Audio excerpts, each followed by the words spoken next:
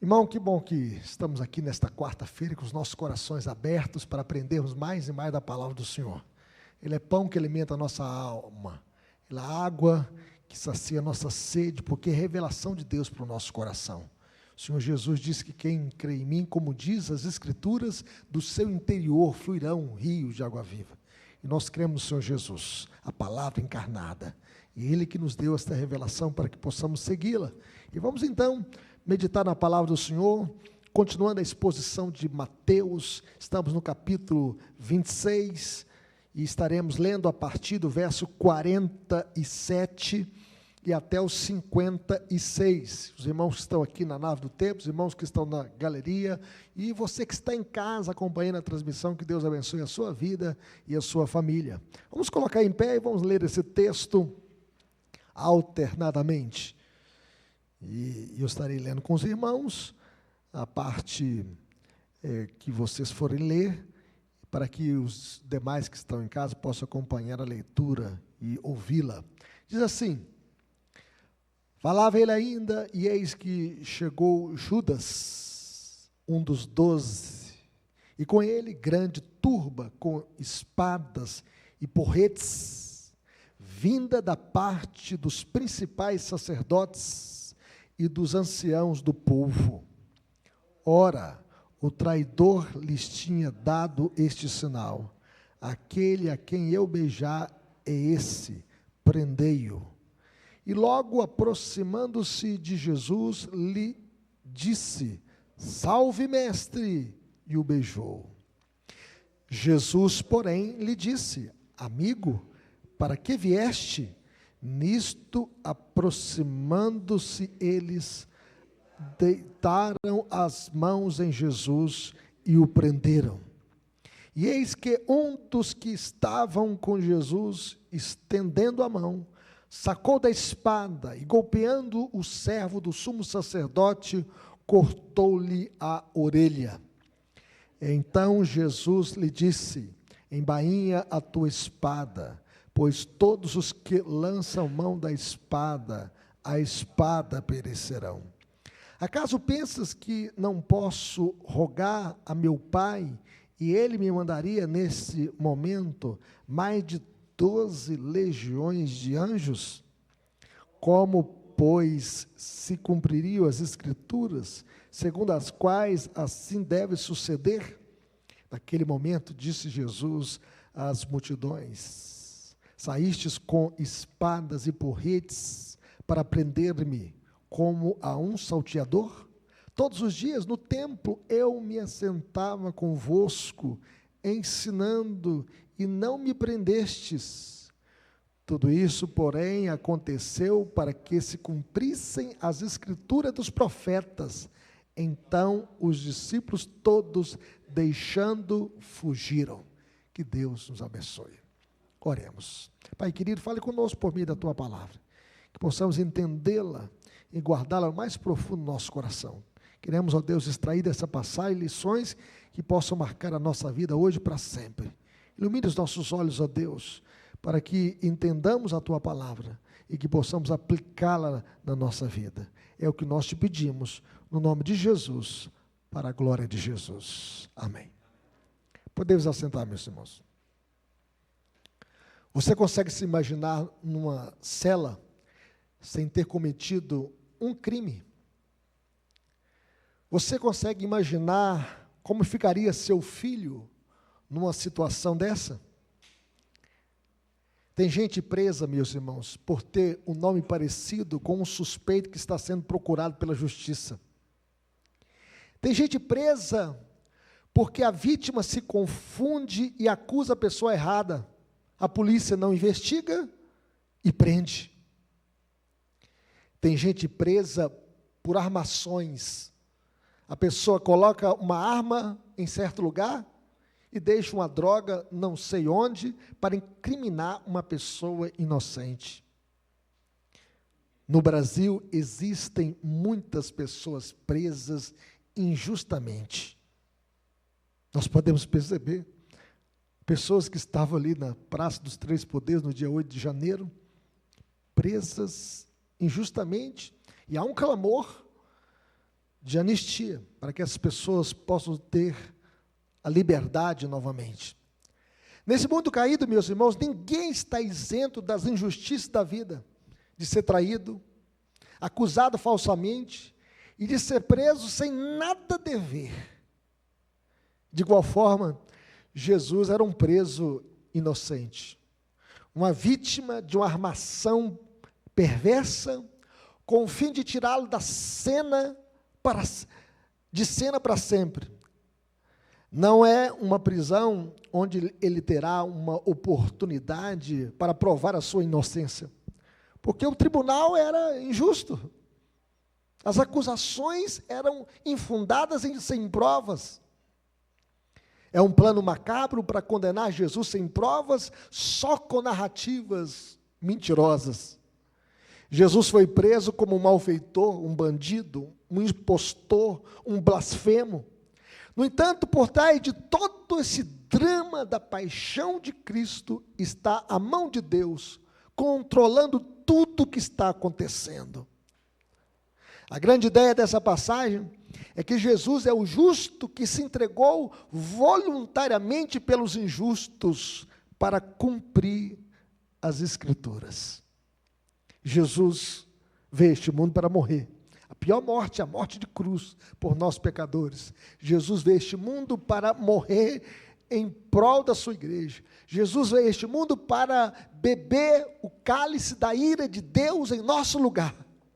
E por essa razão, mesmo diante de uma prisão injusta, Jesus ficou calmo e sereno, porque tinha consciência de sua missão. E nós podemos ver isso em 3 partes. Em primeiro lugar, Jesus o justo é traído e preso como havia predito. Judas chegou com uma turba, uma multidão. Algumas pessoas pensam que uns 600 pessoas, entre soldados e pessoas que estavam ali com espadas e porretes, a fim de prender Jesus. O texto diz que falava ele ainda, e eis que chegou Judas, um dos 12, e com ele grande turba com espadas e porretes, vinda da parte dos principais sacerdotes e dos anciãos do povo. E o que Jesus estava falando com os discípulos? Vocês podem ver no verso 46, Mateus 26, 46. Se puder colocar aí na tela, vamos ler comigo o que Jesus estava falando? Levantai-vos, vamos, eis que o traidor se aproxima.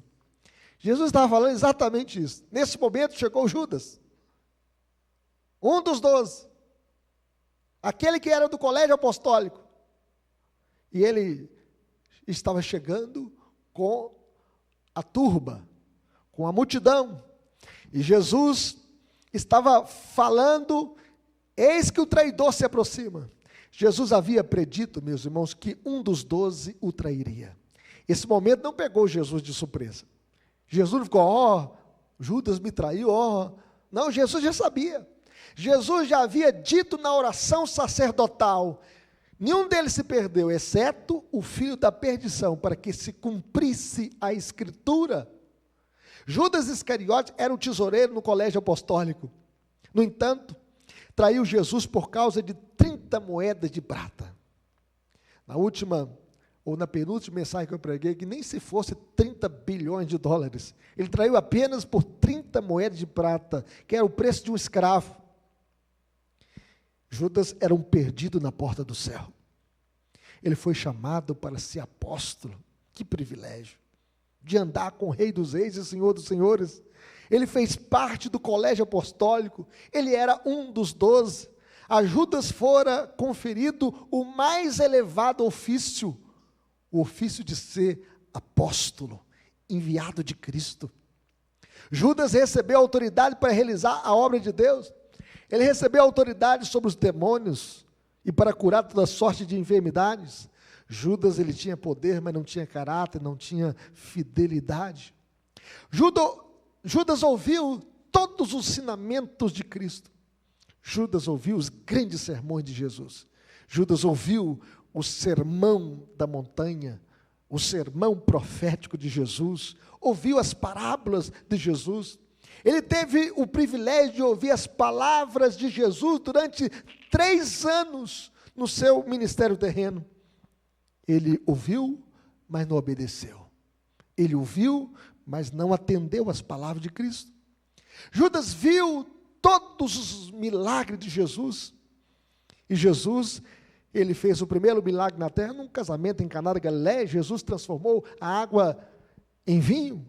Ele viu o milagre da multiplicação dos pães, 5 pães e 2 peixinhos. Jesus os multiplicou para alimentar uma multidão de 5.000 homens, sem contar mulheres e crianças. Judas viu Jesus andar em cima da água, ele viu o cego de nascença ser curado, ele viu o paralítico de Cafarnaum andar e ser perdoado. Filho, estão perdoados os teus pecados. Ele viu o homem da mão ressequida ser curado. Contudo, Judas era um perdido na porta do céu. Ele viu tudo isso e muitas outras coisas. No entanto, nada disso mudou a sua vida. Judas viu os maiores milagres acontecerem, mas não recebeu o maior milagre da vida. O maior milagre na vida é o novo nascimento, é o novo coração, é ter o seu coração transformado pela graça de Deus. Não basta ser um religioso. Judas traiu Jesus com um beijo. O beijo fala de afeto, de amizade. E Judas usou um símbolo de amizade, de amor, para trair o Filho de Deus. Vamos ler o verso 48 e 49. Você que está aqui na nave do templo, você que está em casa, vamos ler esse versículo comigo? Ora, o traidor lhes tinha dado este sinal: aquele a quem eu beijar é esse, prendei-o. E logo aproximando-se de Jesus, lhe disse: salve, mestre, e o beijou. Então, atrás de um beijo pode se esconder um crime. Já pensou um beijo? O beijo da afeição se tornou no beijo da morte, no beijo da traição. Aquele que passou 3 anos com Jesus, comendo, dormindo e ouvindo os seus ensinos, o traiu com um beijo. Traiu o Filho de Deus com um beijo.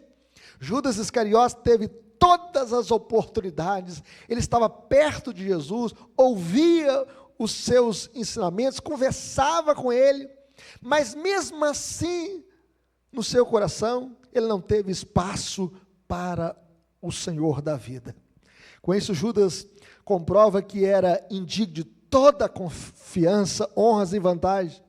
Ele traiu Jesus por ganância, porque ele era um amante do dinheiro. E ele entregou ao inimigo, o maior benfeitor que pisara na terra, aquele que é o mediador entre Deus e os homens. Ele o traiu com um beijo. O beijo do discípulo em seu rosto não enganou. Jesus não foi pego de surpresa com esse beijo. Podemos ver como Jesus estava consciente do propósito de Judas nas palavras que lhe dirigiu. Veja o que diz o verso 50. Vamos ler comigo? Jesus, porém, lhe disse: amigo, para que vieste? Olha, para que vieste? Veja bem que Jesus sabia que um amigo íntimo ia levantar contra ele o seu calcanhar, que iria traí-lo.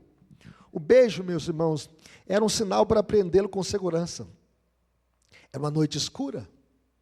Quem sabe a lua não estava clareando bem, e para que eles não prendessem um discípulo, se passando enganado, levasse um discípulo, levasse Pedro, por exemplo, ou André, e então ele falou: vou dar um beijo, e esse é ele, eu conheço, eu sei o local, esse local é o jardim do Getsêmani.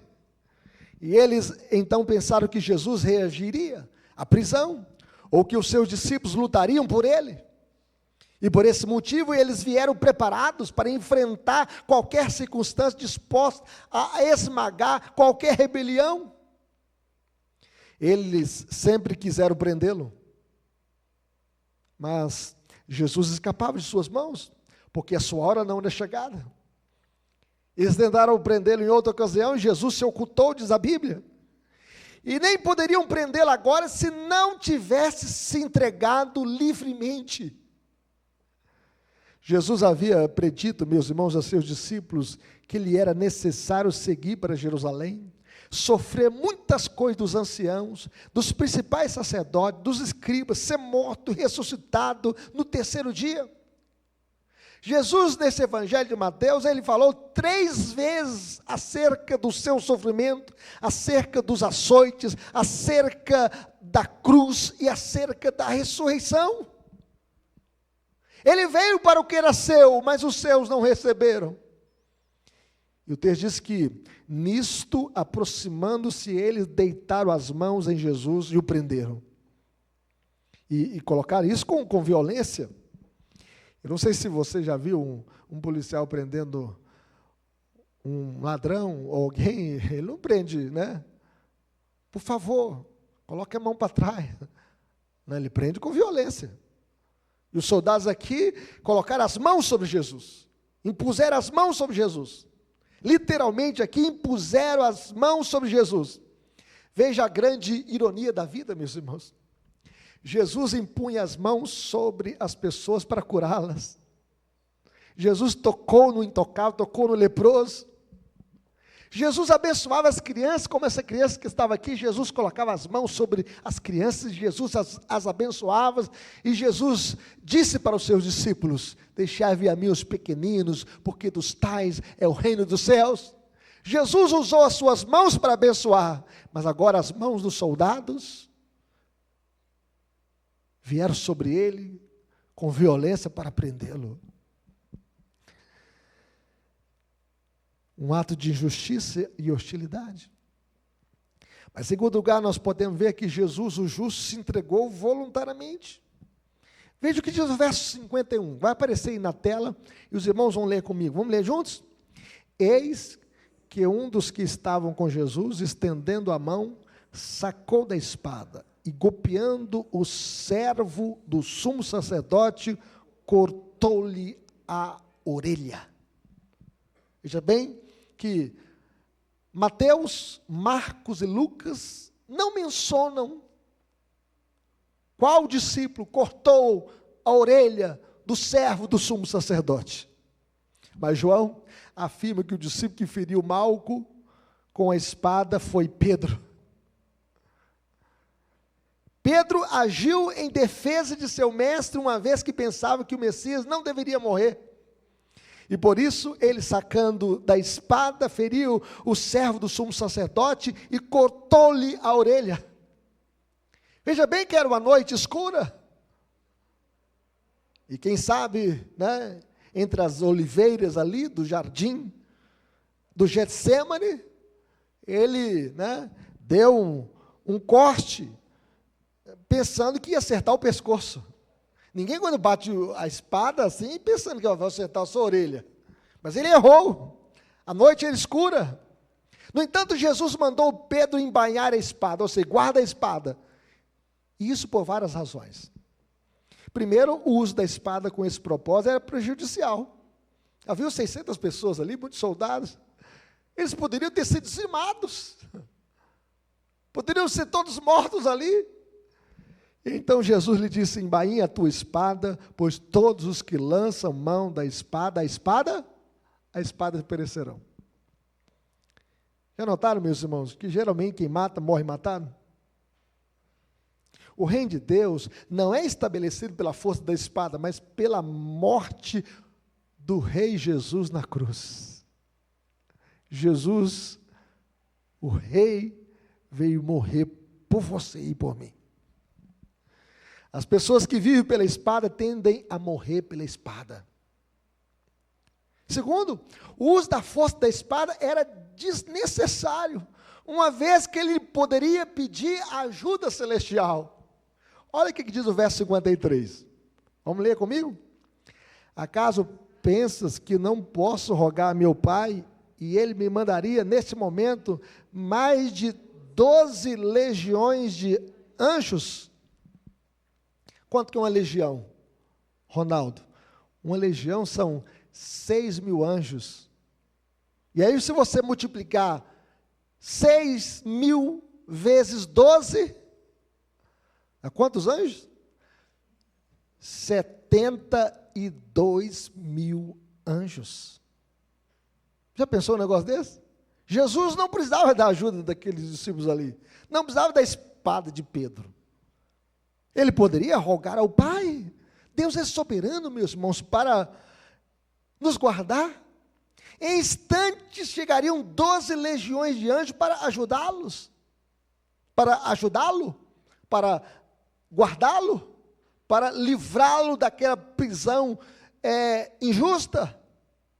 Além do mais, meus irmãos, Pedro usou a arma errada, no tempo errado, para o propósito errado, com a motivação errada, uma vez que não tinha compreendido que Jesus vinha para aquela hora. Jesus veio para morrer mesmo. Jesus veio para enfrentar a cruz. E ele já tinha dito isso 3 vezes.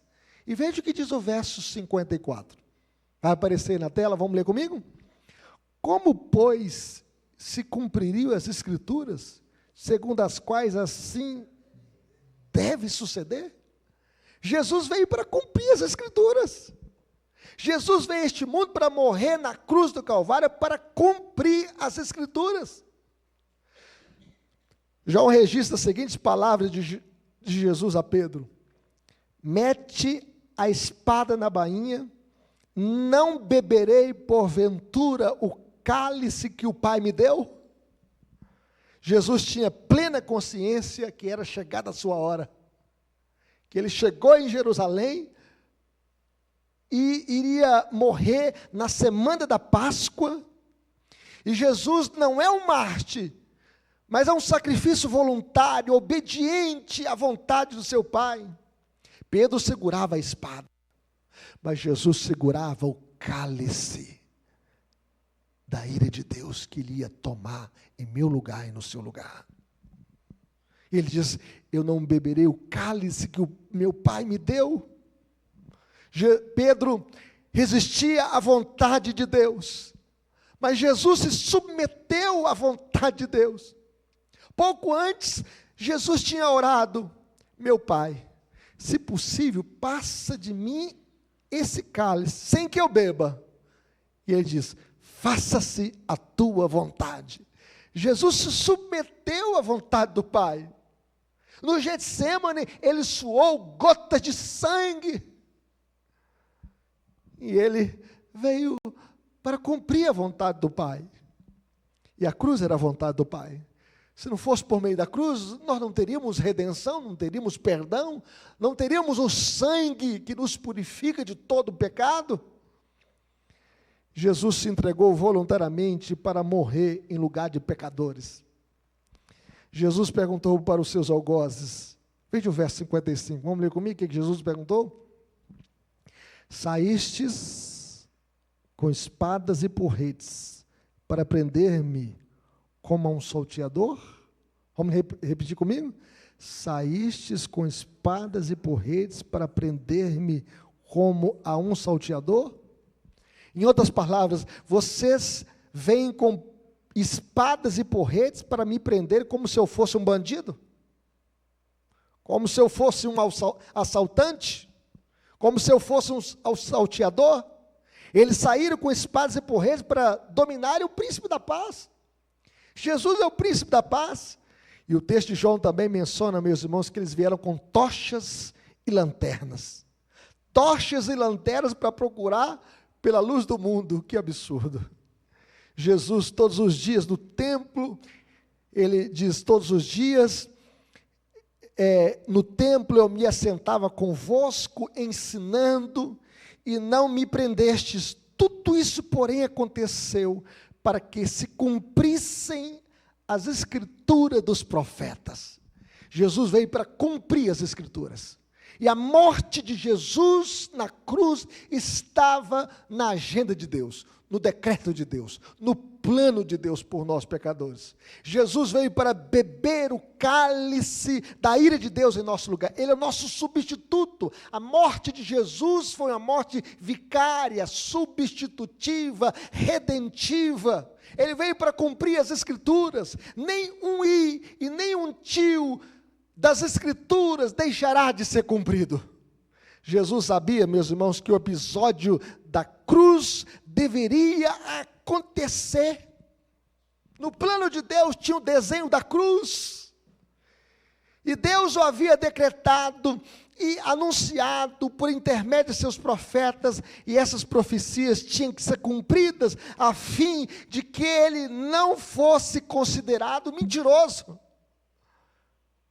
Esse livro aqui, meus irmãos, é um livro que se cumpre. É a palavra de Deus. Não vai cair uma letra por terra, nem um i, nem um tio, tudo se cumprirá. O Salmo 22 foi um salmo escrito 1000 anos antes da vinda de Jesus. É um salmo messiânico. E no versículo 16, nós podemos ver ali que Davi cantou esse salmo dizendo: uma súcia de malfeitores me rodeia, traspassaram-me as mãos e os pés. Vejam bem o desenho da cruz. Traspassaram-me as mãos e os pés. O profeta Isaías, em Isaías 53 está escrito: ele foi oprimido e humilhado, mas não abriu a boca, como cordeiro foi levado ao matadouro, e como ovelha muda perante os seus tosqueadores, ele não abriu a boca.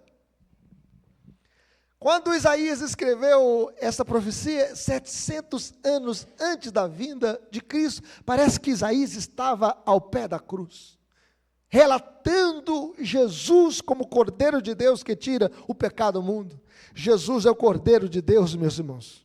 Jesus não foi preso, ele se entregou voluntariamente como oferta em prol do seu povo, derramando o seu sangue para nos purificar de todo o pecado. Jesus mesmo ferido, ele se preocupou com os feridos. O evangelista Lucas, ele relata que Jesus curou o servo do sumo sacerdote, dizendo: deixai, basta, e tocando-lhe a orelha o curou. Veja bem que Jesus é o grande cirurgião plástico, um grande perito. Pegou a orelha que caiu no chão, sangrando aí, pegou e fez uma cura, uma plástica, e colocou a orelha de Malco no lugar novamente. Ele tocou a orelha de Malco e a reconstituiu. Jesus impediu que os seus discípulos usassem a força para evitar a sua prisão, mas ele usou o seu poder para curar o seu agressor, demonstrando amor e compaixão. Mesmo ali, com as mãos dos seus algozes sobre ele, ele pôde fazer esse ato de generosidade e curar esse homem ferido. Quem é esse que cura quando ferido? Jesus disse, meus irmãos, certamente ele tomou sobre si as nossas dores, as nossas enfermidades, e levou sobre si. E nós o reputávamos por aflito e ferido de Deus e oprimido. Jesus levou sobre si as nossas dores e as nossas enfermidades. Mas finalmente, meus irmãos, em terceiro lugar, Jesus foi abandonado por todos, como havia dito.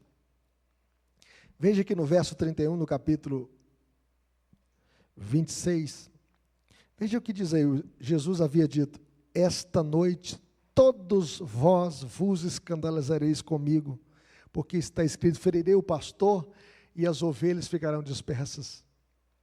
Em outras palavras, esta noite todos vocês me abandonarão. Que noite escura, noite de traição, noite de prisão. E é o que aconteceu. No versículo 56, a parte final desse versículo, diz: nesse momento, todos os discípulos o abandonaram e fugiram. Diante da pressão, diante da prisão, diante dos guardas, diante daquelas autoridades, diante daquela turba, todos fugiram. Sabe aquele negócio que a pessoa fala assim, né? Cada um por si, Deus por todos? Todos vazaram. Onde está a valentia, a promessa de Pedro? Pedro havia dito, ainda que venhas a ser um tropeço para todos, nunca o serás para mim. Não é isso que Pedro falou? Eu nunca, Senhor, vou te abandonar, nunca vou te deixar. Onde está a fidelidade dos demais discípulos? Porque todos alegaram que morreriam por ele e com ele. No entanto, todos desertaram. O problema, meus irmãos, não está na fuga em si, mas na arrogância. Pois Jesus disse que todos o abandonariam, mas eles foram autoconfiantes. Jamais fugiremos. E isso nos faz lembrar que muitos, depois na época da pandemia, quantas pessoas abandonaram a fé? Com medo, né? Com medo de morrer com o vírus da Covid. E até hoje não voltaram. Na verdade, a vontade de todos nós, meus irmãos, diante do perigo, é fugir e esconder. É se afastar. A profecia de Amós se cumpriu em meio a todos os seguidores de Jesus. Até os guerreiros mais corajosos jogarão fora suas armas, fugirão para salvar a vida naquele dia. Eu sou o Senhor que falei isso. Amós 2,16. Todos nós fugimos no jardim. Todos nós. Adão e Eva fugiram desnudos no jardim da presença de Deus. Quando ouviram a voz do Senhor, depois de comer o fruto proibido, eles fugiram. E quando eles fugiram de Deus, também nós fugimos com eles. Quando eles caíram, nós caímos também com eles. Não há, meus irmãos, um justo sequer, nenhum sequer. Todos se desviaram. Todos pecaram e carecem da glória de Deus. O único que não fugiu no jardim foi o eterno Filho de Deus. Jesus estava ali no jardim do Getsêmani e ele se entregou voluntariamente em prol do seu povo. Ele levou sobre si a nossa vergonha, a nossa culpa, a nossa dor, as nossas transgressões. Ele derramou a sua alma na morte e foi contado com os transgressores. Contudo, levou sobre si o pecado de muitos e pelos transgressores intercedeu. Jesus se entregou voluntariamente. O único que não fugiu no jardim foi Jesus. Meus irmãos, aplicações para a nossa vida, como viveremos? Em primeiro lugar, submetendo-nos ao plano eterno de Deus. É impossível, meus irmãos, fugir ou resistir ao plano eterno de Deus. Os homens armados que Judas Iscariote trouxeram a fim de prender Jesus eram instrumentos inconscientes que cumpriram os propósitos de Deus. Era chegada a sua hora de se entregar para cumprir o plano da redenção. Jesus veio para morrer a pior morte, a morte de cruz em nosso lugar.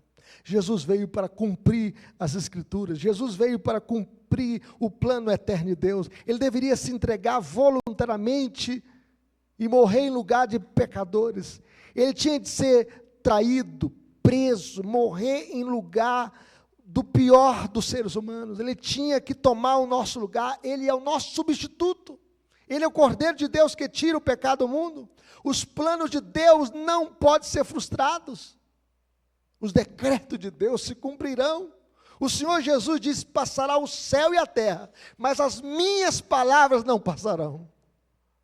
Jesus veio para cumprir as Escrituras, se entregando voluntariamente por nós, pecadores. Por isso nós devemos nos submeter à vontade do Pai. Seja feita essa vontade, como no céu. Mas em segundo lugar, meus irmãos, conviveremos. Não confiando em nossas próprias forças. Não confie em você mesmo. Sabe por quê? Porque nós somos fracos. A nossa tendência é mais desviar do que avançar. É mais olhar para trás do que olhar para frente. Não confie em você mesmo. A fuga dos discípulos nos ensina a não confiarmos nas nossas próprias forças. Todos alegaram que morreriam com ele. No entanto, todos o abandonaram. Até mesmo Mateus, que está escrevendo, que escreveu este livro. João, o apóstolo do amor.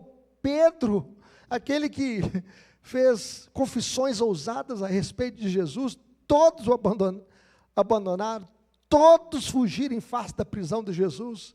Nunca sabemos, meus irmãos, o que somos capazes de suportar. Nós somos fracos, propensos a falhar. A nossa força vem do Senhor. Não confie em você mesmo, confie no Senhor. Nós iremos perseverar até o final, sabe por quê? Por causa da perseverança do Senhor nos santos.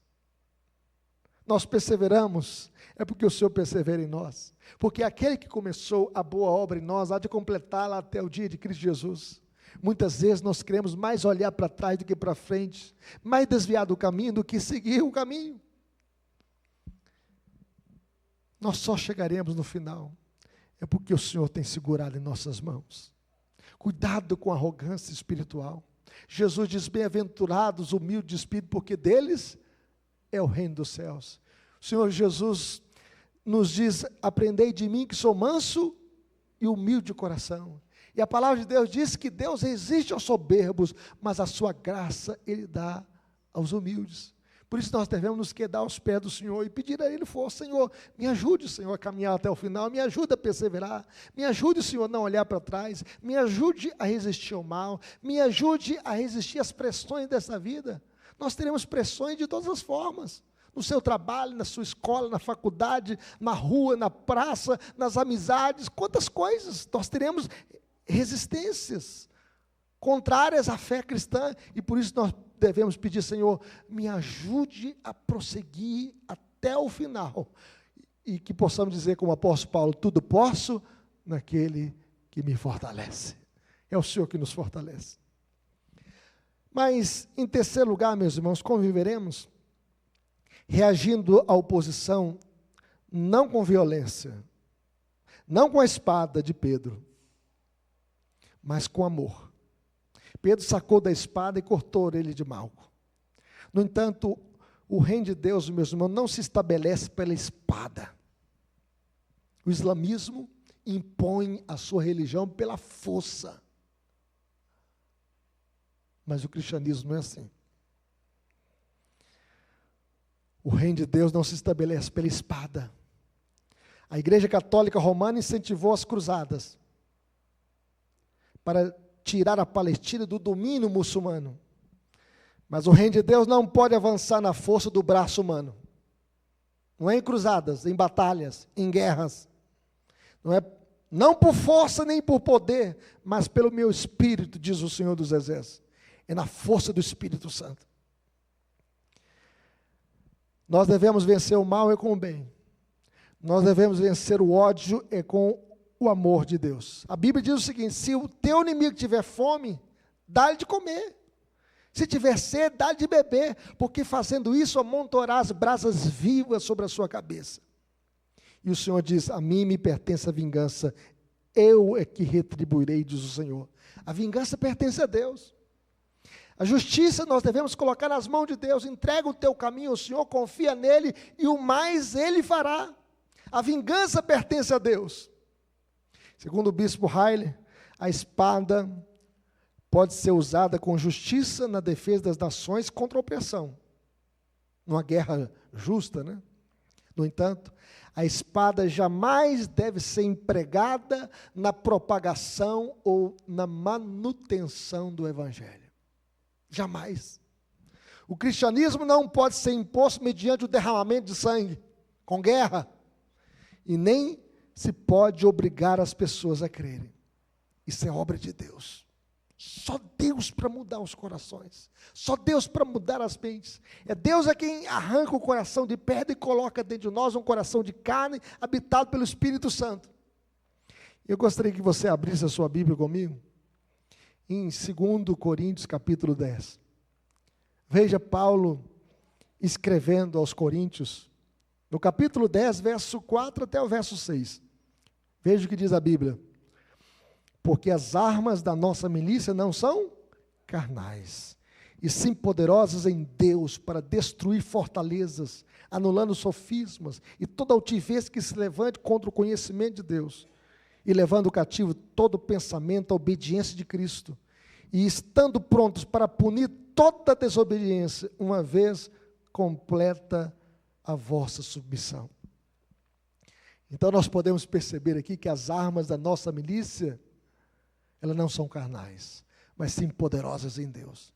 As armas da nossa milícia, né, são a oração, as escrituras, a intercessão, o testemunho cristão. Nós devemos orar. Semana uma pessoa me disse que o filho estava oprimido dentro de casa, usando as roupas esquisitas, e ele estava com a síndrome do pânico. E aí então, esta mãe começou a orar pelo seu filho, interceder por ele. E diz ela que Deus então tirou aquela escuridão dentro do quarto do filho. Deus então tirou aquela síndrome do pânico. E hoje está livre pelo poder da oração, meus irmãos. Muitas vezes na nossa vida a gente precisa ter o nosso quartinho da oração, o nosso quarto de guerra. Interceder pelos nossos filhos, interceder pelos nossos parentes, porque as armas da nossa milícia, elas não são carnais, mas são poderosas em Deus, para destruir sofismas. O que é sofisma? É todo argumento falso que induz, né, a um comportamento errado. E é por isso que nós devemos então pedir ao Senhor: Senhor, me dê graça, anular sofisma, argumentos falsos para conduzir ao erro, e toda altivez que se levante contra o conhecimento de Deus, levando todo pensamento cativo à obediência de Cristo. As armas da nossa milícia são poderosas em Deus. Nós devemos vencer as nossas batalhas pela oração. Nós devemos conjugar uma vida piedosa, uma vida de leitura da Bíblia, de testemunho cristão e a oração, porque só Deus pode mudar mentes e corações.